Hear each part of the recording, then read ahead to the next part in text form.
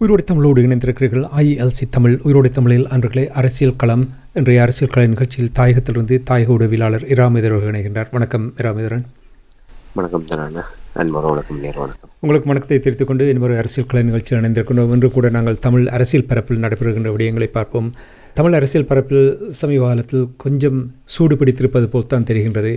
ஒவ்வொரு தரப்பினரும் ஏதோ ஒரு விதத்தில் ஏதோ செய்வது போல் காட்டினாலும் ஆக்கப்பூர்வமான ஒரு செயல்பாடுகளும் வருவதாக காணவில்லை என்று உறவுகள் கூறியதை நான் இந்த நேரத்தில் உங்களுக்கு கூறிக்கொண்டு, சமீபத்தில் உங்களோடு நான் உரையாடும் பொழுது நீங்கள் கூறினீர்கள் சுவிட்சர்லாந்து தூதுவரம் அரசியல் தீர்வு தொடர்பாக ஒரு முயற்சிக்கு இந்த கூட்டம் ஒன்று கூடியிருந்தது 19ஆம் தேதி. அது காலவரையின்றி ஒத்து வைத்திருக்கின்ற விடயங்களை நீங்கள் சுட்டி காட்டியிருந்தீர்கள். அதற்கு முன்னதாக தமிழ் கட்சிகள் சேர்ந்து தமிழ் தேசிய பேரவை ஏற்பாட்டில் ஒரு கலந்துரையாடல் ஏற்பாடுகள் செய்திருக்கிறார்கள் என்ற விடயங்களை நீங்கள் கூறினீர்கள். செய்திகளை கேட்கும் பொழுது கடந்த ஞாயிற்றுக்கிழமை அரசியல் தீர்வு முயற்சிக்காக தமிழ் தேசிய பேரவை ஏற்பாட்டில் கலந்துரையாடல் நடைபெற்றதாக கூறப்படுகின்றது. இது தொடர்பாக நீங்கள் எங்களுடைய உறவுகளுக்கு கூறுங்கள், என்ன நடந்தது என்று. உண்மைதான். தமிழ் தேசிய பேரவை சார்பிலே அவர்கள் இந்த முயற்சி எடுத்திருக்கிறார்கள். ஏற்கனவே உங்களுக்கு தெரியும், தமிழ்நாடு சென்றார்கள். அதற்கு பின்னர் ஐரோப்பிய நாடுகளுக்கு பயணம் மேற்கொண்டார்கள்.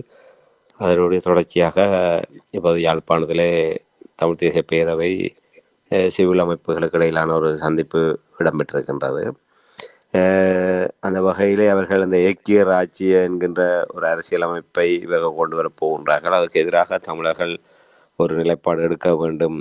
அதற்கு மாற்றீடாக சமஷ்டி அடிப்படையிலான ஒரு தீர்வை முன்வைப்பது தொடர்பான ஒரு கலந்துரையாடலுக்கு வருமாறு அந்த அழைப்புகள் விடுக்கப்பட்டது. அந்த அடிப்படையில் தான் இவர்கள் இந்த கலந்துரையாடலை நடத்தியிருக்கின்றனர். அந்த கலந்துரையாடலின் போது இந்த விடயத்தை சிவில் அமைப்புகளையும் இந்த தமிழ் தேசிய பேரவையையும் இணைத்ததாக அவர்கள் ஒரு பொதுச்சபை ஒன்றை உருவாக்குவதென்றும், அந்த பொதுச்சபையிலிருந்து ஒரு அரசியல் குழு ஒன்று தெரிவு செய்யப்பட்டு அந்த அரசியல் குழு இந்த அரசியலமைப்பு தொடர்பான விடயங்களுக்கான வரைவை தயாரிப்பதென்றும் அவர்கள் முடிவெடுத்திருக்கின்றார்கள் அன்றைய தினம். அதை விட குறிப்பாக அரசியல் தரப்பினருக்கு ஒரு திறந்த அழைப்பு விடுக்கப்பட்டதாகவும், இதிலே பங்கெடுப்பவர்கள் எவராக இருந்தாலும் அவர்களுக்கான கதவு திறந்திருப்பதாகவும், ஒரு தமிழ் தேசிய தளத்திலே ஒரு ஒருமித்த நிலைப்பாடாக இந்த விடயத்தை முன்கொண்டு செல்கின்ற இந்த முயற்சியிலே யார் வேணுமென்றாலும் இணைந்து கொள்ள முடியும், அதுக்கான கதவுகள் திறந்திருக்கின்றது என்கின்ற ஒரு அழைப்பையும் அவர்கள் விடுத்திருக்கிறார்கள். ஏற்கனவே உங்களுக்கு தெரியும், சகல கட்சிகளுக்கும் இவர்கள் இந்த அழைப்பு விடுத்திருந்தார்கள்.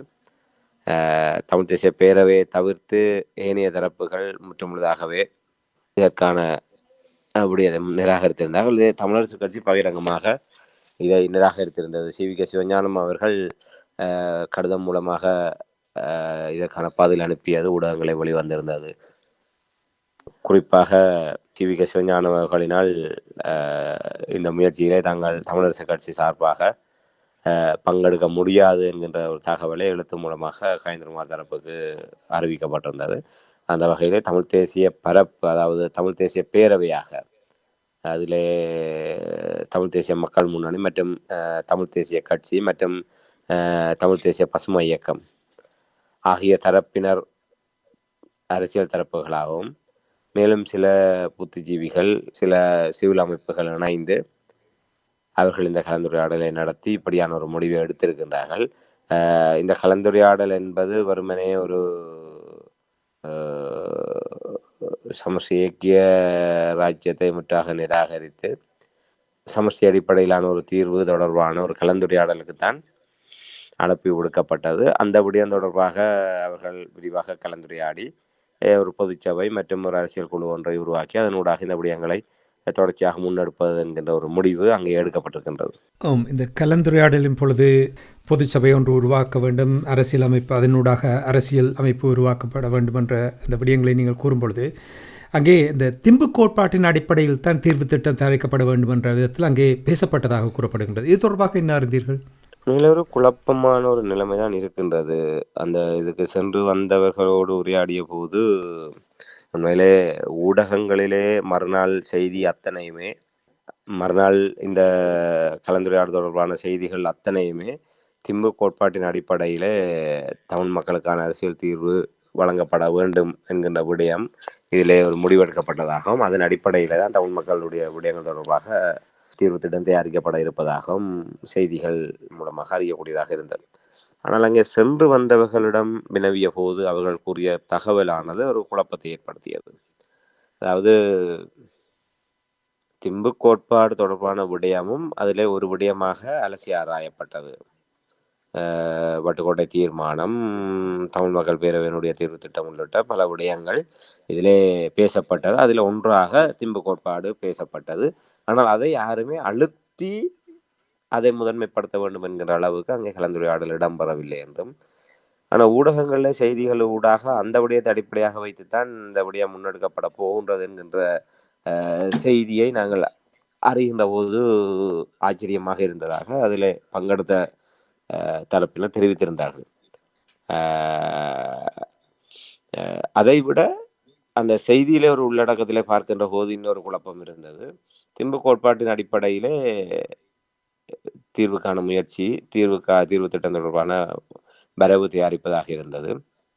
அதுக்கு உள்ளே சென்று பார்க்கின்ற போது தமிழ் மக்கள் பேரவையினுடைய தீர்வு திட்டத்தை அடிப்படையாக வைத்து ஆலோசனைகள் நிறைவேற்றப்படுகின்றது என்றும், அது தொடர்பான அதை அடிப்படையாக வைத்துக்கொண்டு ஆலோசித்து இறுதி செய்யப்படும் என்கின்ற ஒரு விடயத்தையும் அவர் அந்த செய்தி உள்ளடக்கத்திலே பார்க்கக்கூடியதாக இருந்தது.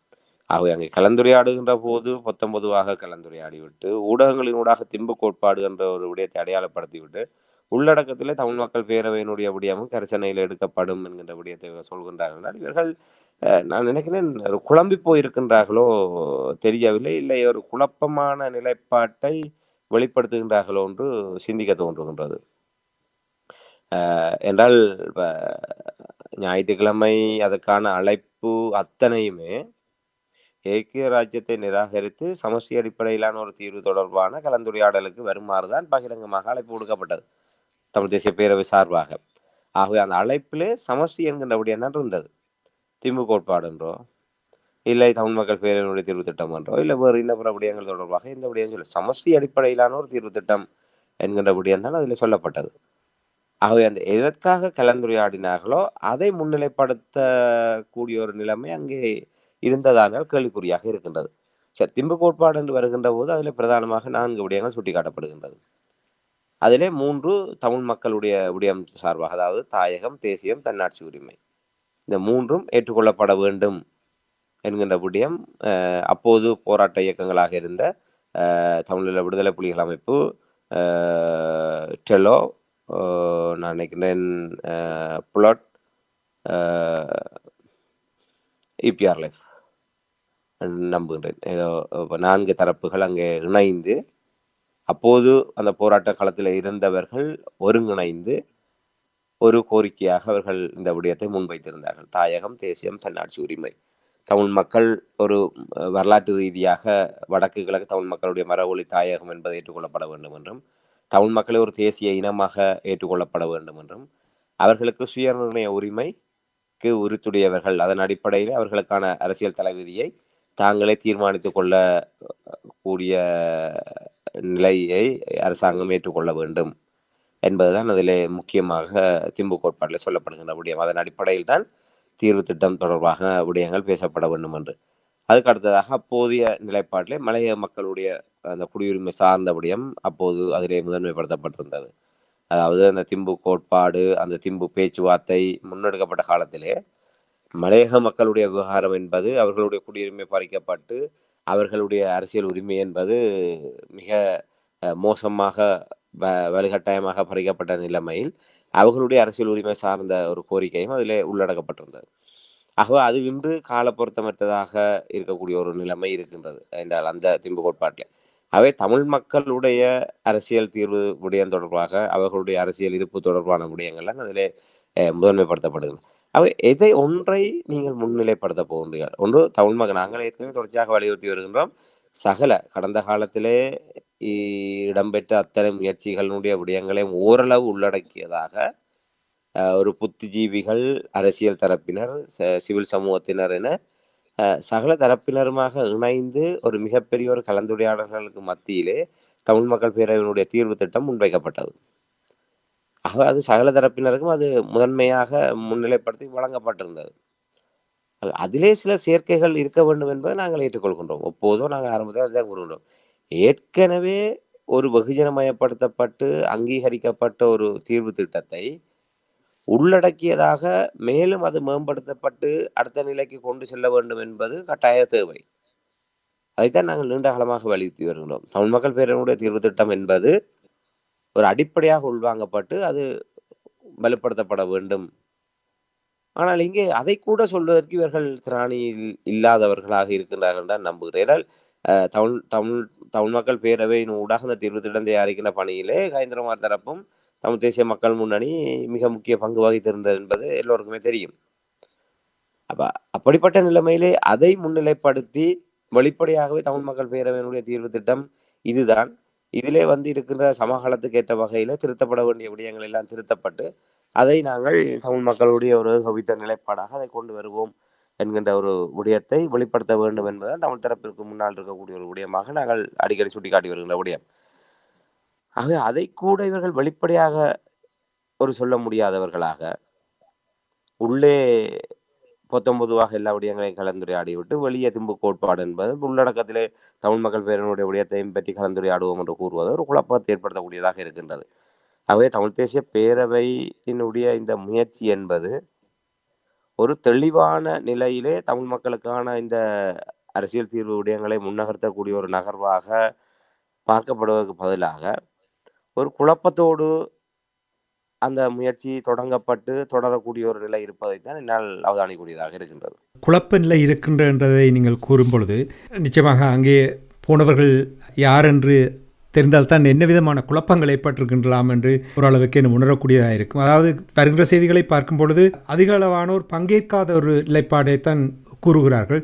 யார் யார் கலந்து கொண்டார்கள் என்று அறியக்கூடியதாக இருந்ததா? உண்மையிலே அந்த சந்திப்பு தொடர்பான புகைப்படங்கள் இது ஒரு மிகப்பெரிய ஒரு திரட்சி அங்கே இருந்ததாக காட்டக்கூடிய வகையிலான ஒரு புகைப்படமாகத்தான் இருந்தது. ஒரு நீண்ட நீள்வட்ட அமைப்பிலே கதிரைகள் ஒழுங்கமைக்கப்பட்டு அதில் எல்லோருமே இருந்து அந்த சந்திப்பு இடம்பெற்றதை காணக்கூடியதாக இருந்தது. அதிலே தமிழ் தேசிய பேரவை சார்பாக அந்த பேரவையில் உள்ளடங்கி இருக்கின்ற 3 கட்சிகள் சார்பான பிரதிநிதிகள், குறிப்பாக தமிழ் தேசிய மக்கள் முன்னணி சார்பாக கஜேந்திரகுமார் பொன்னம்பலம் அவர்கள், பாராளுமன்ற உறுப்பினர் கஜேந்திரகுமார் பொன்னம்பலம் அவர்கள், செல்வராஜா கஜேந்திரன் மற்றும் சுஹாஸ் உள்ளிட்ட தமிழ் தேசிய மக்கள் முன்னணி சார்பான தலைவர்கள் அதில் பங்கு பெற்றிருந்தார்கள். அதேபோன்று தமிழ் தேசிய பேரவையிலே உள்ளடங்கி இருக்கின்ற தமிழ் தேசிய கட்சி மூத்த சட்டத்தரணி ஸ்ரீகாந்த் ஐயா மற்றும் வல்லுறவுத்துறையினுடைய நகரவிதா சிவாஜிலிங்கம் உள்ளிட்டவர்கள் தமிழ் தேசிய கட்சி சார்பாக பங்கு பெற்றிருந்தார்கள். அதே போன்று ஐங்கரநேசன் அவர்கள் தமிழ் தேசிய பசுமை இயக்கம் சார்பாக அவர் பங்கு பெற்றிருந்தார். இவர்களை தவிர்த்து சிவில் அமைப்புகள் என்ற பெயரிலே ஒரு கணிசமானவர்கள் அதில் பங்கு பெற்றிருந்ததாக அறியக்கூடியதாக இருக்கின்றது. ஆனால் என்னென்று சொன்னால் அந்த சந்திப்பிலே இன்னென்ன அமைப்புகள் என்று சொல்லி குறிப்பிட்டு சொல்லக்கூடிய அளவுக்கு வடக்கு கிழக்கை பிரதித்துவப்படுத்தக்கூடிய வகையிலே இருக்கக்கூடிய தரப்பினரை பிரதித்துவப்படுத்தியதாக ஒன்றும் அறியக்கூடியதாக இல்லை. சில தரப்பினர் அங்கே ஒரு பல்வேறு சிவில் அமைப்புகள் பங்கு பெற்றியதாக கூறுகின்றார்கள். ஆனால் அங்கே சென்று வந்தவர்களுடைய தகவலின் அடிப்படையிலே இவர்களுடைய வெளி மாவட்டங்களிலிருந்து இவர்களுடைய கட்சி ஆதரவாளர், குறிப்பாக கிழக்கு மாகாணத்திலிருந்து அழைத்து வரப்பட்டதாகவும் அவர்கள் அங்கே ஒவ்வொரு சமூக செயல்பாட்டாளர்களாகவும் இல்லை சிவில் அமைப்பை சேர்ந்தவர்களாகவும் அங்கே அவர்களை அடையாளப்படுத்தப்பட்டதாகவும், ஆனால் அது தொடர்பாக உறுதிப்படுத்தக்கூடிய ஒரு நிலைமை, அதாவது ஒரு வெளிப்படையாக பேர் தெரிந்த அமைப்புகளோ இல்லை அறிமுகமான நபர்களோ அவர்கள் அல்ல என்றும், ஆக அது தொடர்பான பல ஐயப்பாடுகள் இருப்பதாகவும், குறிப்பாக ஒரு நான் உதாரணத்துக்கு சொல்ல வேண்டும் என்று சொன்னால் கடந்த சனிக்கிழமை திருவண்ணாமலையில நடத்த அந்த எட்ரான்னு சொல்லக்கூடிய ஈழத்தமிழர் பெருமன்று உரிமைகளுக்கான பெருமன்றுக்கான அந்த கூட்டத்திலே சிவில் அமைப்புகள் பெயர் சொல்லக்கூடிய வகையில் அதில் ஒரு குறைந்தளவானவர்கள் பங்கு பெற்றிருந்தாலும் ஒரு வடக்கு கிழக்கு தழுவியதாக அதில் சிவில் அமைப்புகள் பங்கு பெற்றிருந்ததை நாங்கள் உறுதிப்படுத்தக்கூடியதாக இருந்தது. பொத்துவில் தொடக்கம் பொலியண்டி வரையான மக்கள் பேரழிச்சி இயக்கத்திலிருந்து பங்கு பெற்றிருந்தார்கள். அதே போன்று கலந்து காணாமலாக்கப்பட்டவருடைய சங்கத்தினுடைய பிரதிநிதிகள் பங்கு பெற்றிருந்தார்கள். கிழக்கு பல்கலைக்கழக மாணவர் ஒன்றியத்திலிருந்து பங்கு பெற்றிருந்தார்கள். அதே போன்று மட்டக்களப்பிலிருந்து புத்திஜீவிகளாக இருக்கக்கூடிய தரப்பினரும் பங்கு பற்றியிருந்தார்கள்.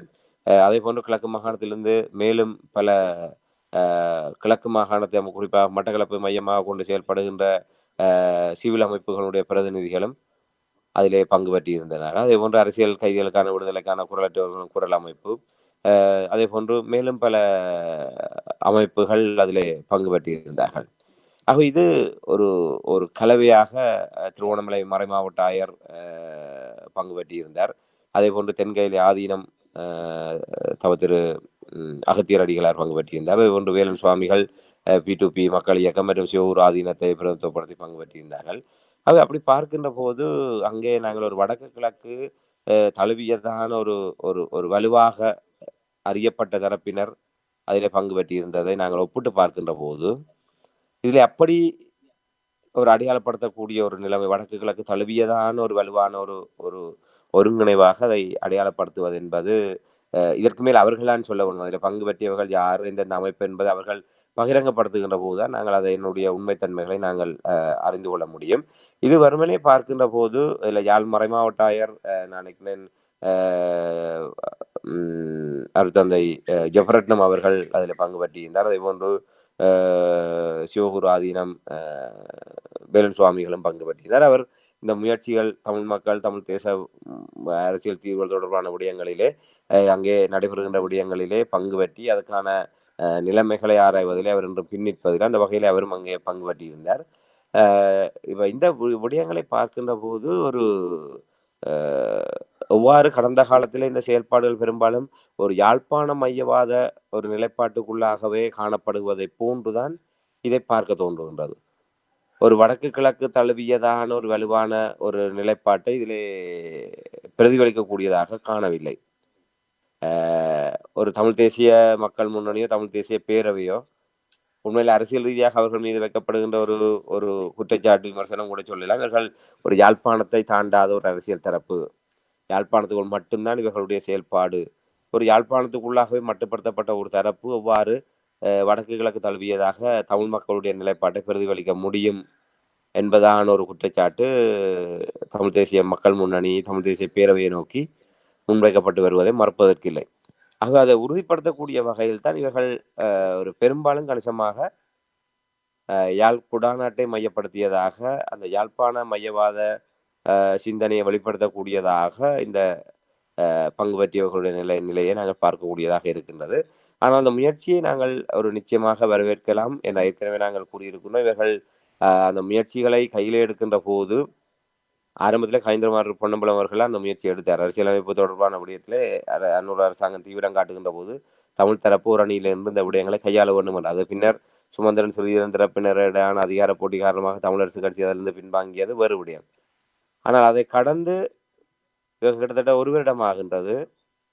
அந்த ஒரு வருடம் ஆனதுக்கு பிற்பாடு இப்போதுதான் அவர்கள் மீளவும் இந்த விடயங்களை ஆரம்பித்திருக்கின்றார்கள். அது கூட ஒரு சரியான ஒரு இலக்கு நோக்கி இந்த விடயத்தை நகர்த்தக்கூடியதாக ஜனநாயக தமிழ் தேசிய கூட்டணி முற்றாக இதை நிராகரித்திருக்கின்றது. அவர்கள் இதிலே வரவில்லை, புறக்கணித்திருக்கின்றார்கள். இதற்கு வெளியே இருக்கக்கூடிய ஏனைய தரப்பினரையும் இதிலே இணைக்கக்கூடிய ஒரு நிலைப்பாடில் இவர்கள் ஒரு திறந்த நிலையிலே அதற்கான அழைப்பை விட்டாலும் அதற்கான சூழமைவுகளை இவர்கள் ஏற்படுத்தியதாக அறிந்து கொள்ளக்கூடியதாக இல்லை. அதற்கு என்ன காரணம்?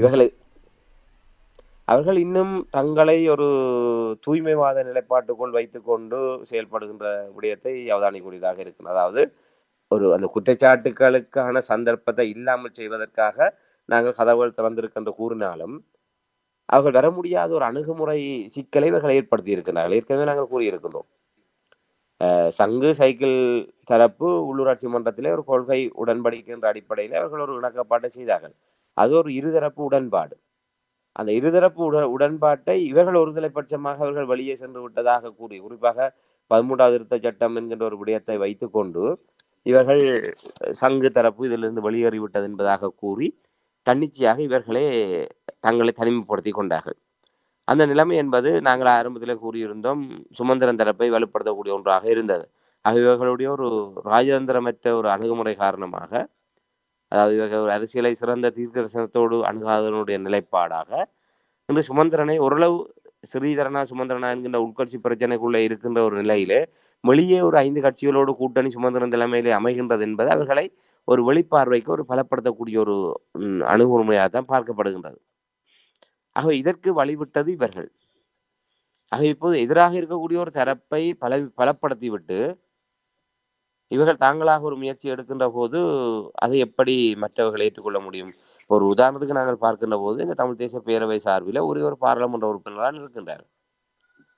இன்னும் வெளியே 9 பாராளுமன்ற உறுப்பினர்கள் இருக்கின்றார்கள். அப்படிப்பட்ட நிலைமையில இதை எப்படி நாங்கள் ஒரு சாதகமான நிலைப்பாடாக இல்லை வடக்கு கிழக்கு தழுவியதாக தமிழ் மக்களுடைய நிலைப்பாட்டில் ஒரு காத்திரமானாக பார்க்க முடியும் என்ற ஒரு கேள்வி இருக்கின்றது. அது இனி இவர்களுடைய அடுத்த கட்ட நடவடிக்கைகள் தான் இது தங்கி இருக்கின்றது.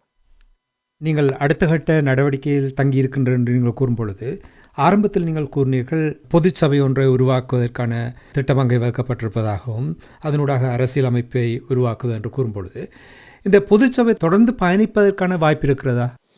உண்மைதான். இந்த கேள்வி உண்மையில ஒரு பலத்த ஒரு ஐயப்பாட்டை ஏற்படுத்தக்கூடிய ஒன்றுதான். ஏனென்றால் உறுதியாக கூற முடியாத ஒரு நிலைமை இருக்கின்றது. இவர்களுடைய அணுகுமுறை ஏற்கனவே தமிழ் மக்கள் பேரவைக்கு என்ன நடந்தது என்று தெரியும். தமிழ் தேசிய மக்கள் முன்னணி, நீதியரசர் சி.வி. விக்னேஸ்வரன் தரப்பு, சுரேஷ் பிரேமச்சந்திரன் உள்ளிட்டவர்கள் அதிலே உள்ளடங்கலாக இருந்து அந்த தமிழ் மக்கள் பேரவை உருவாக்கப்பட்டதும் அது தொடர்ந்து முன்னெடுக்கப்பட்டதும் அது ஒரு தேக்க நிலை அடைந்ததுக்கு முடங்கியதற்கு இன்று கோமா நிலையிலே இருக்கிறதோ இல்லையோ என்று தெரியாத அளவுக்கு வந்ததுக்கு தமிழ் தேசிய மக்கள் முன்னணியினுடைய அணுகுமுறை தான் ஒரு பிரதான காரணமாக இருக்கின்றது. இன்று அதற்கு பின்னர் உருவான பல விடயங்கள் எல்லாவற்றையுமே ஒரு பாதிப்படைய செய்யக்கூடிய வகையிலே குழம்பக்கூடிய ஒரு வகையிலான ஒரு நிலைமைக்கு பலகீனமடையக்கூடிய நிலைமைக்கும் இவர்களுடைய தலையீடுகள் தான் காரணமாக இருந்தது. இப்போது கூட இந்த அரசியலமைப்பு தொடர்பான விடயங்களை இவர்களுடைய முயற்சி என்பது ஒரு ஒருதலை பட்சமானதாகத்தான் இருக்கின்றது. தங்களோடு வருபவர்கள் வரட்டும், அதை வைத்துக்கொண்டு நாங்கள் பார்க்கலாம் என்ற அளவில் தான் இவர்களுடைய விடயம் இருக்கின்றது. ஆக அந்த விடயங்களை வைத்து பார்க்கின்ற போது இதிலே சேர்ந்திருப்பவர்கள் இப்போ இது எப்படி அடுத்த கட்டத்துக்கு நகரப்போகின்றது. இப்போது நாங்கள் ஆரம்பத்தில் குறிப்பிட்டதை போன்று இப்போ அரசியலமைப்பு தொடர்பான விடயங்கள் வருகின்ற போது தமிழ் மக்களோட தீர்வு விடயத்திலே உள்ளே கலந்துரையாடலில் ஒரு விடயம் பேசப்பட்டதாக ஆனால் வெளியே திம்பு கோட்பாடு சொல்லப்பட்டது. உள்ளடக்கத்தில் தமிழ் மக்கள் பேரவையினுடைய விடயம் சேர்க்கப்படும், அதை வைத்துக்கொண்டு பேசப்படும் என்ற ஒரு விடயம் சொல்லப்பட்டிருக்கின்றது. ஆக எல்லாமே ஒரு குழப்பமாக இருக்கின்றது. அதே நேரத்திலே தமிழ் தேசிய கட்சியைச் சேர்ந்த வல்லத்துறை நகரவிதா சிவாஜிலிங்கம் மற்றும் P2P மக்கள் பேர் இயக்கம் வேலன் சுவாமிகள் தரப்பு பொது வாக்கெடுப்பு என்கிற நிலைப்பாட்டை ஆணித்தரமாக வலியுறுத்தி வருகின்ற ஒரு தரப்பாக காணப்படுகின்றார்கள். அதாவது இப்போ ஒரு சர்வஜன வாக்கெடுப்பின் ஊடாக சர்வதேச தலையீட்டிலே ஒரு சர்வஜன வாக்கெடுப்பின் ஊடாகத்தான் தமிழ் மக்களுக்கான தீர்வை இறுதி செய்ய முடியும் என்கின்ற விடயத்தை ஆணித்தரமாக கூறி வருகின்றார்கள். ஆகவே அந்த விடயம் அவர்கள் அங்கே சொல்லப்பட்டதாகவும் ஆனால் அதிலே இவர்கள் பெரிய அளவில் ஆர்வம் காட்டி அவர்களுக்கு மேலும் உரையாடுவதற்கோ இல்லை தங்களுடைய நிலைப்பாடுகள் தொடர்பாக ஒரு தெளிவுபடுத்துவதற்கோ அங்கே வாய்ப்புகள் வழங்கப்படவில்லை, போதுமான வாய்ப்புகள் வழங்கப்படவில்லை என்பதாக அந்த சம்பந்தப்பட்ட தரப்பினரோடு உரையாடுகின்ற போது அறிந்து கொள்ளக்கூடியதாக இருக்கின்றது. ஆக இந்த விடயங்களை வைத்து பார்க்கின்ற போது இதில் கூடிய கூட்டங்கள் என்பது இறுதியான வடிவமா என்கின்ற ஒரு ஐயப்பாடு எழுகின்றது. அந்த புகைப்படத்திலே இருக்கின்ற அந்த நபர்கள் எல்லாம் தொடர்ச்சியான பயணத்திலே இருப்பார்களா? இப்போது இவர்கள் திம்பு கோட்பாடு என்கின்ற செய்தியை ஊடகங்களின் ஊடாக வெளிப்படுத்திய போது உள்ளே பல சலசலப்புகள் இருப்பதை அதில் பங்கு பற்றியவர்கள் மத்தியிலே இது அங்கே பேசப்படவில்லை, இது சம்பந்தமாக நாங்கள் முடிவெடுக்கவில்லையே, அவர்கள் திம்பு கோட்பாட்டை முதன்மைப்படுத்தியதாக இப்படி பேசுகின்ற விடயம் ஒரு ஆச்சரியமாக இருக்கின்ற வகையில எல்லாம் அதில் சென்று பங்கு பற்றி வந்தவர்களுடைய முணுமுணுப்பை கேட்கக்கூடியதாக இருக்கின்றது. இதெல்லாம் இதனுடைய உறுதிப்பாட்டு தன்மையை கேள்விக்குள்ளாக்குகின்றது. ஒரு அங்கே உண்மையிலே அவர்கள் ஒரு பொதுச்சபை கூடி அந்த பொதுச்சபையிலே ஒரு அரசியல் குழு ஒன்று தெரிவு செய்யப்பட்ட அந்த அரசியல் குழு தான் இது தொடர்பான தீர்வு தொடர்பான விடயங்களை இறுதி செய்யும் என்று கூறுகின்றார்கள். அப்படி இருக்கின்ற போது அதை அவர்கள் சொல்லி இருக்க வேண்டும், உறுதியாக ஒரு விடயத்தை கூறியிருக்க கூடாது. ஆனா இவர்கள் ஒரு விடயத்தை இதுதான் என்ற ஒரு முடிவை கூறுகின்ற போது அப்ப அங்கே ஒரு ஜனநாயகம் என்பது கேள்விக்குறியாகின்றது. அங்கே வருகின்ற தரப்பினருடைய அபிலாசைகள் இல்லை அவர்களுடைய கருத்துக்கள் என்பது அங்கே சும்மா ஒரு சமுதாயமாக கேட்கப்பட்டு முடிவுகள் தங்களுடைய ஏற்றவாறு எடுக்கப்படுகின்றதா என்ற ஒரு நிலைப்பாடு எழுகின்றது. ஆகவே இது ஒரு கூட்டு செயல்பாட்டுக்கு ஆரோக்கியமான விடயமா இல்லை. அதே நேரத்தில் இந்த பொதுச்சபை அந்த பொதுச்சபை ஒரு அரசியல் குழுவை தீர்மானிக்கின்ற போது அதற்கு யார் அங்கீகாரம் வழங்குவது? திருப்பி அதுக்கு இவர்கள் அங்கீகாரம் வழங்குவார்களா? இத்தனை பேர் மீண்டும் கூடியதற்கான அங்கீகாரத்தை வழங்குவார்களா? எந்த ஒரு உத்தரவாதம் இல்லாத ஒரு நிலைமை தான் இருக்கிற ஒரு வாரம் 10 நாளுக்குள்ளாக இது அடுத்த கட்ட நடவடிக்கைகள் முன்னெடுக்கப்படும் என்று கூறியிருக்கின்றார்கள்.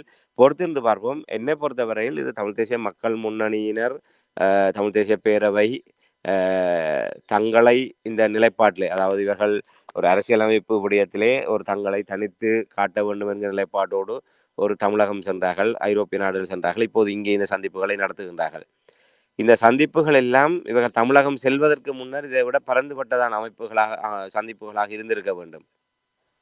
ஆனால் அப்படி எதுவுமே இல்லாமல் எல்லாவற்றையுமே செய்துவிட்டு இப்போது இறுதியாக இந்த விடயம் முன்னிலைப்படுத்தப்படுகின்றது. ஆகவே நாங்கள் பொறுத்து தான் பார்க்கணும். குறிப்பிட்டதை போன்று ஒரு 10 நாட்களுக்குள்ளாக இவர்களுடைய பொதுச்சபை தெரிவு செய்யப்பட்டு, அரசியல் குழு தெரிவு செய்யப்பட்டு, ஒரு தீர்வு திட்டம் அதிலே இவர்கள் இறுதி செய்து ஊடகங்களுக்கு அறிவிக்கப்படுகின்ற போது இதில் பங்கு பற்றியவர்கள் எத்தனை பேர் அதை ஏற்றுக்கொள்கின்றார்கள் இல்லையா என்கின்ற விடயத்தை பார்க்கக்கூடியதாக இருக்கின்றது. ஆகவே இது தனியே ஒரு தமிழ் தேசிய பேரவை என்கின்ற ஒரு தரப்பினருடைய ஒரு முயற்சியாகத்தான் இது பார்க்கப்படும். ஆகவே இது ஒரு பலகீனமான ஒரு நிலைமை இருக்கின்றது. இன்று தமிழ் தேசிய அரசியல் என்பது விரும்பியோ விரும்பாமலோ ஒரு 3 அணிகளாக சமமாக பிளவுபட்டிருக்கின்றது. தமிழரசு கட்சி, ஜனநாயக தமிழ் தேசிய கூட்டணி, தமிழ் தேசிய பேரவை. தமிழ் மக்கள் இறுதியாக உள்ளூராட்சி மன்ற தேர்தலில் தங்களுடைய வாக்குகள் மூலமாக இந்த 3 அணிகளைத்தான் அங்கீகரித்திருக்கின்றார்கள். எண்ணிக்கை அளவிலே பாராளுமன்றத்திலே 8 உறுப்பினர்களை தமிழரசு கட்சி கொண்டிருந்தாலும் அதற்கு பின்னர் நடைபெற்ற உள்ளூராட்சி மன்ற தேர்தலிலே அதற்கு நிகராக ஜனநாயக தமிழ் தேசிய கூட்டணியும் தமிழ் தேசிய பேரவையும் உள்ளூராட்சி மன்றங்களிலே கணிசமான ஆசனங்களை பெற்றிருக்கின்றார்கள். அவர்கள் ஒரு 300க்கும் மேற்பட்ட இடங்கள் என்றால் ஜனநாயக தமிழ் தேசிய கூட்டணியும் தமிழ் தேசிய பேரவையும் சேர்ந்து 300க்கும் மேற்பட்ட ஆசனங்களை உள்ளூராட்சி மன்ற தேர்தலை கைப்பற்றி இருக்கின்றார்கள். அவை அப்படிப்பட்ட ஒரு நிலைமையிலே தமிழ் தேசிய தளம் என்பது ஒரு 3ஆக பிளவுபட்டிருக்கின்ற நிலைமையிலே, இல்லை 3ஆக மக்களால் ஒரு ஆணை வழங்கப்பட்டிருக்கிற நிலைமையிலே இவர்கள் ஒரு தரப்பு மட்டும் அதிலே ஒரு முயற்சியிலே அவர்களுடைய தலைமை தாங்குதல் ஒரு முயற்சி இடம்பெறுகின்ற போது அது எப்படி ஒரு தமிழ் மக்களுடைய ஒரு தேசமாக இல்லை ஒருமித்த குரலாக பார்க்க முடியும்? பார்க்க வைப்பதற்கு இவர்கள் என்ன செய்ய போகின்றார்கள்? அவர்கள் இது மக்கள் மயப்படுத்தப்படும் என்கின்றார்கள், இது கலந்துரையாடப்படும் என்கிறார்கள், மக்களுடைய ஆணைக்கு விடப்படும் என்கின்றார்கள், ஒரு மக்களுடைய கூட்டு நிலைப்பாடாக இது கொண்டு வரப்படும் என்கின்றார்கள். ஆனால் எவ்வாறு சாத்தியம்? இவர்களோடு இருந்த சங்கு தரப்பினரையும் வீட்டுக்குள்ளே சரணாகதி அடைய செய்துவிட்டு இப்போது மகா ராமாயணத்திலே வாலியோடு எதிர்த்து போராடுபவர்களுடைய அரவாசி பலத்தை வாலி தன்வசப்படுத்தக்கூடிய ஆற்றல்களை பெற்றவர் என்கின்ற ஒரு நிலைப்பாட்டுக்கு ஒத்ததாக இவர்கள் தாங்களாகவே தங்களிடமிருந்த ஒரு அரசியல் பலத்தை சுமந்திரனுக்கு தாரை வார்த்து கொடுத்து விட்டார்கள். இப்போது 3/2 பங்கு பலத்தோடு அவர்கள் இருக்கின்றார்கள். இவர்கள் 3/1 பங்கு பலத்தோடு நிலைப்பாட்டோடு இவர்கள் இருக்கின்றார்கள். ஆகவே இந்த நிலைப்பாட்டோடு எப்படி நாங்கள் ஒரு யாழ்ப்பாண மையவாத ஒரு சிந்தனைக்குள்ளாகவோ இல்லை ஒரு யாழ்ப்பாணத்தை மட்டுப்படுத்தக்கூடியதாக இருக்கக்கூடிய அமைப்புகளை உள்ளடக்கியதான இந்த ஒன்று கூடல் என்பது வடக்கு கிழக்கு தழுவியதாக, ஏற்கனவே வடக்கு கிழக்கிலே இன்னும் ஒருமித்த நிலைப்பாட்டோடு கிழக்கினுடைய அபிலாஷைகளை வடக்கு ஏற்றுக்கொள்கின்ற நிலைமையோ, வடக்கை கிழக்குல இருக்கக்கூடிய தரப்பு ஏற்றுக்கொள்ளக்கூடிய நிலைமையோ இன்றும் ஒரு மிகப்பெரிய சவாலான நிலைப்பாடாக இருக்கின்றது. அவ்வாறு பல கேள்விகளுக்கு மத்தியிலே அந்த கேள்விகளுக்கெல்லாம் பதிலளிக்கக்கூடிய வகையிலோ இல்லை இந்த சலசலப்புகளை எல்லாம் கடந்து தமிழர்கள் தேசமாக தமிழர்களுக்கான ஒரு விடயத்தை முன்வைக்கக்கூடியதான ஒரு முன்னெடுப்பாகவோ இது அமையுமா என்றால் மிகப்பெரிய ஒரு ஐயப்பாடுதான். என்றால் என்னுடைய அனுபவத்தில் இதுவும் ஒரு முயற்சியாக கடந்து செல்லும். தமிழ் தேசிய பேரவை என்கின்ற பெயரில் தமிழ் தேசிய மக்கள் முன்னணி தரப்பினர் தாங்களும் ஒரு முயற்சியை எடுத்தோம் என்ற அளவிலே தங்களுடைய அரசியலுக்கான ஒரு முதலீடாக இல்லை ஒரு நிலைப்பாடாக அவர்கள் இதை முன்னிலைப்படுத்துவதற்கான வாய்ப்புகளோடு இது மட்டுப்படுத்தப்படலாம் என்கின்ற ஒரு நிலைப்பாடு தான் இப்போது என்னால் அவதானிக்கூடியதாக இருக்கிறது. பொறுத்து என்று பார்ப்போம். இன்னும் சில நாட்களிலே அவர்கள் கூறியதை போன்று அடுத்தடுத்த நிலைகளை எட்டும் போது நாங்கள் அதோடு தொடர்பாக விரிவாக உரையாட முடியும் என்று நம்புகின்றேன். நிச்சயமாக யார் முயற்சி எடுத்தாலும் வெற்றி பெற வேண்டும். சரியான திட்டத்தோடு இவர்கள் செயல்படுவார்களாக இருந்தால் மட்டுமே தான் அவ்வாறாக இருக்குமான. இதுவரை காலமும் 16 ஆண்டுகளில் நீங்கள் எடுத்து பார்த்தீர்கள் என்றால் யாருமே எந்த ஒரு விதத்திலும் சரியான ஒரு திட்டத்தை வைத்து செயல்படுவதை காண முடியவில்லை. நீங்கள் கூறுவது போல் பொறுத்திருந்து பார்ப்போம். உண்மைதான். இப்ப நீங்க கூறியதை போன்று நாங்கள் தமிழ் மக்கள், தமிழ் தேசியம் சார்ந்து இல்ல தமிழ் மக்களுடைய அரசியல் விடுதலை சார்ந்த முன்னெடுப்புகளை நாங்கள் என்றுமே வரவேற்கக்கூடிய நிலைப்பாடு தான் இருக்கின்றது. ஆனால் அது சரியான நிலைப்பாடுகளாக இருக்க வேண்டும். நாங்கள் இந்த எட்டாண்டு சொல்லக்கூடிய ஈழத்தமிழர் உரிமைகள் பெருமன்றத்தினுடைய அந்த நிலைப்பாடு வந்து அவர்கள் ஏற்கனவே இப்படியான ஒரு கலந்துரையாடலுக்கு முன்னர் ஒரு புத்திஜீவிகள் ஒரு தரப்பினர் இணைந்து அவர்கள் ஒரு ஒரு ஒரு அடிப்படை அந்த ஜீரோ டிராஃப்ட் என்று சொல்லக்கூடிய வகையிலே ஒரு ஆவணம் ஒன்றை அவர்கள் தயாரித்திருக்கின்றார்கள். அந்த ஒரு ஆவணத்தை வைத்துதான் இதே போன்று எத்தனையோ நாங்கள் கடந்த காலங்களில் பார்த்திருக்கிறோம். ஒரு தமிழ் தேசிய பேரவை கூட்டிய கூட்டத்தை போன்று இந்த கடந்த 15 ஆண்டுகளில் பல்வேறு சந்திப்புகளை பல்வேறு இப்படியான கருத்து நிலைப்பாடுகள் எல்லாம் எடுக்கப்பட்டதை பார்த்திருக்கிறோம். அவையெல்லாம் எங்கே போனோம், அதனுடைய ஆயுட்காலம் என்ன, அதனுடைய உறுதிப்பாட்டு தன்மை என்ன, அது தொடர்ச்சியாக அடுத்த நிலைமைக்கு நகர்ந்ததா என்ற விடயங்கள் எல்லாம் மிகப்பெரிய ஒரு மாற்றம். ஆனால் எட்ராவினுடைய நிலைப்பாடு என்பது நாங்கள் ஓரளவு நம்பிக்கை வைக்கக்கூடிய அளவுக்கு இருப்பதற்கான காரணம் அவர்கள் ஏற்கனவே ஒரு ஆவணத்தை தயாரித்திருக்கின்றார்கள். அது மக்களுடைய ஆலோசனைகளுக்காக அதை இப்போது திறந்து விட்டிருக்கின்றார்கள். அதற்கு பின்னர் அதை முன்னிலைப்படுத்தியதாக அது மார்ச் 15ஆம் தேதி இறுதி செய்யப்பட்டு அது தமிழ் மக்களுடைய ஒரு ஆவணமாக அது வெளியிடப்பட இருக்கின்றது. அது சரியான ஒரு நிலைப்பாடாக இருக்கின்ற போது நிச்சயமாக அதை ஏற்றுக்கொண்டு மற்றவர்களும் பயணிக்க வேண்டிய ஒரு நிலைமைக்கு வர வேண்டிய ஒரு நிலைமை உருவாகும். ஆனால் அப்படி ஒரு முயற்சிகளை எல்லோருமே ஏற்றுக்கொள்ளக்கூடிய வகையிலோ இல்லை எல்லோராலுமே ஒரு கடந்த கால அனுபவங்களுடைய தொகுப்பாக இந்த விடயங்களை கொண்டு வரக்கூடிய வகையிலோ ஒரு ஆவணங்களை இவர்கள் தமிழ் மக்களுடைய தீர்வுடைய தொடர்பாகவோ இல்லை தமிழ் மக்களுடைய நிலைப்பாடு தொடர்பாக ஒரு ஆவணத்தை இவர்கள் தயார் செய்து அதன் அடிப்படையிலே கலந்துரையாடல்கள் உரையாடல்களை செய்திருந்தால் நிச்சயமாக ஒரு வரவேற்கக்கூடிய ஒன்றாக இருந்திருக்கும். ஆனால் இவர்கள் இப்போதுதான் கலந்துரையாடல் மட்டத்தில் இருக்கின்றார்கள். அதற்கு பின்னர் ஒரு ஆவணத்தை தயாரித்து அந்த ஆவணத்தை தயாரிக்கின்ற போதே இந்த தரப்புகள் இணங்காத இதில் எத்தனை பேர் வெளியே செல்வார்கள் என்கின்ற விடயம் எல்லாம் இருக்கின்றது. ஆகவே நாங்கள் பொறுத்துதான் பார்க்க வேண்டும். ஆனால் தமிழ் தேசிய மக்கள் முன்னணியை பொறுத்தவரையில் இன்றும் தமிழ் தேசிய அரசியலிலே அவர்கள் மற்ற கட்சிகளுக்கான கதவு திறந்திருக்கின்றது என்று கூறுகின்றார்கள். இன்றும் தமிழ் தேசிய பரப்பிலே அவர்களுக்கான கதவு திறந்திருக்கின்றது. என்னால் கஜேந்திரகுமார் பொன்னம்பலம் அவர்களுடைய தலைமைத்துவம் என்பது ஆற்றல் என்பது மும்மொழி ஆற்றல் என்பது உண்மையிலே தமிழ் மக்களுக்கான ஒரு தேவையான ஒன்று. அதை சரியான முறையிலே நாங்கள் வெறுமனே இவர்கள் கடந்த காலத்திலும் இவ்வாறுதான் எதிரே இருப்பவர்களை காரணம் காட்டி வாய்ப்புகளை இவர்கள் வீணடித்து வந்தார்கள். குறிப்பாக நீதியரசர் சி வி விக்னேஸ்வரன் அவர்களோடு ஒரு கூட்டணி பேசப்படுகின்ற போது சுரேஷ் பிரேமச்சந்திரன் தரப்பை காட்டி இவர்கள் பின்வாங்கினார்கள். அவர்களுக்கு பின்னால் இந்தியா இருக்கின்றது. நாங்கள் இதுக்குள்ளே வருகின்ற போது விக்னேஸ்வரன் அவர்களுக்கு பின்னால் அடுத்த தலைமைத்துவம் என்பது அவர்களுடைய கைக்கு சென்று விடும். ஆகவே நாங்கள் தனித்து விடப்பட்டு விடுவோம். ஆகவே நாங்கள் இப்படித்தான் கூட்டமைப்பிலே சுமந்திரனையும் வளர்த்து விட்டு இன்று இப்படியான நிலைமையில் இருக்கின்றது. மீண்டும் சுரேஷ் பிரேமச்சந்திரன் தலைமையிலான தரப்பினரை வளர்த்து விடுவதற்கு நாங்கள் தயாராக இல்லை என்கின்ற கருத்து இவர்களால் முன்வைக்கப்பட்டுத்தான் இவர்கள் அந்த 2018ஆம் ஆண்டு பின்னரான விக்னேஸ்வரன் தலைமையிலான மாற்று அணிக்குள் குழப்பி அடித்துக் கொண்டு வெளியே வந்ததற்கு இவர்கள் முன்வைத்த காரணம் இதுதான். அதாவது அவர்கள் வளர்ந்து விடுவார்கள், அவர்கள் தான் பல தங்கள் மீது இன்னும் அவர்கள் நம்பிக்கை வைக்கவில்லை. அதாவது தங்களுக்கு என்ன விதமான ஆற்றல்கள் இருக்கின்றது, ஒரு தரப்போடு சேர்ந்து நாங்கள் ஒரு தமிழ் தேசிய நிலைப்பாட்டோடு பயணிக்கின்ற போது அவர்களை விட செயல்பாட்டு நிலைமையிலே மேலோங்கி அந்த இடத்தை தமிழ் மக்களுக்கான தலைமைத்துவத்தை தாங்கள் வரித்துக் கொள்ளக்கூடிய வகையில சுவீகரிக்கக்கூடிய வகையில இன்னும் அவர்களுக்கு ஒரு நம்பிக்கை வரவில்லை என்கின்ற நிலைப்பாடு இருக்கின்றது. ஆனால் அதை கடந்து இவர்கள் அந்த அந்த சரி அப்போது விட்ட புள்ளையை இனியாவது இவர்கள் நிவர்த்தி செய்ய வேண்டும். இந்த தங்களுடைய கடந்த கால கசப்புகள் கடந்த கால விரோத நிலைப்பாடுகள் அனைத்தையுமே ஒரு புறம் தூக்கி எறிந்துவிட்டு இன்று அவர்கள் கூறுவதை போன்று தமிழ் மக்கள் ஒரு இக்கட்டான நிலைமையிலே இருக்கின்றார்கள். தமிழ் தேசிய அரசியல் என்பது இக்கட்டான நிலைமையிலே நிற்கின்றது. ஒரு கரணம் தப்பினால் மரணம் என்கின்ற அளவுக்கு தான் இன்று அன்றோமர் திசாநாயக்க அரசாங்கத்துடைய காலத்திலே தமிழ் மக்களுடைய நிலைமை இருக்கின்றது. ஆகவே ஒரு தமிழ் தேசிய நிலைப்பாட்டிலே விட்டுக் கொடுப்பில்லாது பயணிக்கக்கூடியதாக இருக்கக்கூடிய கஜேந்திரகுமார் தரப்பு எல்லோரையும் அரவணைத்துக் கொண்டு சில இடங்களிலே சமயோசிதமாக தந்திரமாக எதிரிகளை பலவீனப்படுத்தக்கூடிய வகையிலே எதிரிகளை பலமுழக்க வைக்கக்கூடிய வகையிலான அணுகுமுறைகள் என்பது எங்களுக்கு நிச்சயமாக தேவை. ஏனால் இந்த இடத்திலே நாங்கள் 16 ஆண்டுகள் இவர்கள் நேர்மையாக நாங்கள் நிற்கின்றோம் என்ற பேரில் என்று தங்களுடைய பலத்தை தாங்களே சிதைத்து சின்ன பின்னமாக்கி சின்ன ஒரு சிறிய ஒரு வட்டத்துக்குள் வந்து நிற்கின்ற நிலை தான் காணப்படுகின்றது. இது தமிழ் மக்களுக்கு எந்த விதத்திலும் பயனளிக்க போவதில்லை. தமிழ் மக்களுக்கு பயனளிக்க வேண்டும் என்று சொன்னால் நாங்கள் ஒரு கூட்டு பலம் மிக்க சக்தியாக இருக்க வேண்டும். அதை நோக்கியதாக இவர்கள் தங்களை தகவமைத்துக் கொள்வதற்கு இந்த முயற்சி இவர்களுக்கு கை கொடுக்கும். அதுவும் நான் நினைக்கிறேன் அது எந்த விதத்திலுமே யாருக்குமே எந்தவித வரையறையும் ஏற்படுத்தவில்லை. இவர் நாம் வர வேண்டும், இவர் வரக்கூடாது என்று தமிழ் தேசிய பரப்பில் இருக்கக்கூடிய அரசியல் தரப்பினருக்கும் அதற்கான கடப்பாடு அதில் வலியுறுத்தப்பட்டிருக்கின்றது. ஆகவே இவர்கள் தங்களுடைய நிலைப்பாட்டை அந்த எட்ராவோடு இணைந்து அந்த எட்ராவிலே முன்வைக்கப்பட்டிருக்கின்ற விடயங்களை இணைந்து பின்பற்றி இவர்கள் இந்த விடயங்களை எல்லாம் முன்னகர்த்தி செல்வார்களாக இருந்தால், இதிலே நாம் பெருசு நீ பெருசு, அவர் செய்கின்றதா இவர் செய்கின்றதா என்கிற நிலைப்பாட்டை கடந்து எல்லோருமாக இணைந்துதான் நிச்சயமாக தமிழ் மக்களுடைய வாரத்தை கையாள முடியும். ஒரு தரப்பாக இதை செய்யும். எட்ரா என்பது முழுக்க முழுக்க ஒரு குடிசார் அமைப்பு. நிச்சயமாக அது தேவை. அதை பலவீனப்படுத்தி விட முடியாது. ஒரு சுயாதீனமான, ஒரு விட்டு கொடுப்பில்லாத, விலை போகாத, நெகிழ்வுத்தன்மையற்ற ஒரு குடிசார் அமைப்பு என்பது காலத்தின் தேவை. அதை எட்ரா இட்டு நிரப்பக்கூடிய ஒரு நிலையை நாங்கள் பார்க்கக்கூடியதாக இருக்கின்றது. ஆனால் எட்ராவோடு இணைந்ததாக அரசியல் தரப்பினரும் கைகோர்க்கின்ற போது நிச்சயமாக தமிழ் மக்களுக்கான ஒரு தீர்வை நோக்கி ஆழமான நம்பிக்கையோடு பயணிக்கக்கூடிய ஒரு ஏது நிலை இருக்கின்றது.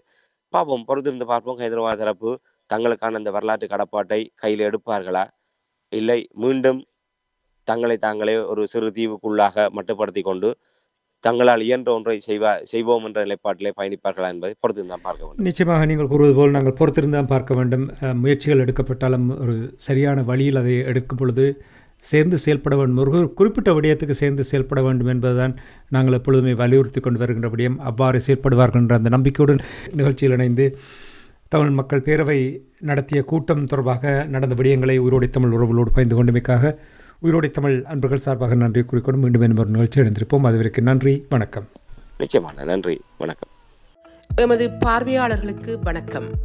மக்களின் குரலாய் ஓங்கி ஒலிக்கும் இலக்கு மின்னிதழ் மற்றும் உயிரோடை தமிழ் வானொலி ஆகிய இவ்விரு ஊடகங்களும் உங்களைப் போன்ற எமது நேயர்கள் நண்பர்களின் ஆதரவிலேயே இயங்கி வருகின்றன. மிக குறைந்த வளங்களுடன் பல இடர்கள் மற்றும் தடைகளை தாண்டி பயணிக்கும் எமது ஊடகங்களின் பணிகள் மேலும் வளர உங்களால் முடிந்த நிதியுதவியை வழங்கி இன்னும் காத்திரமான செயற்பாடுகளை முன்னெடுக்க உதவுமாறு மிகவும் பணிவன்புடன் வேண்டி நிற்கின்றோம். உங்கள் பங்களிப்பு உங்களின் உரிமை குரலாய் ஓங்கி ஒலிக்கும். நன்றி.